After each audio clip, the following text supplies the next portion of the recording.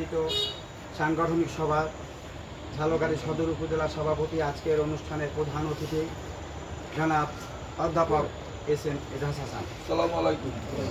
আজকে উপস্থিত আছেন শাকিরহাট ইউনিয়ন বিএনপির সাংগঠনিক সভার বিশেষ অতিথি হিসেবে উপস্থিত আছেন ঝালকাঠি সদর উপজেলার বিপ্লবী সাধারণ সম্পাদক জনাব খোকন মল্লিক। আর উপস্থিত আছেন ঝালকাঠি সদর উপজেলার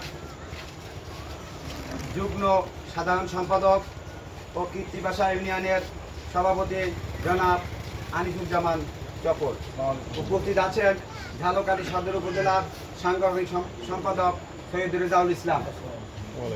উপস্থিত আছেন শাকিরহাট ইউনিয়ন বিএনপির সাধারণ সম্পাদক ভারপ্রাপ্ত সোহেল খান।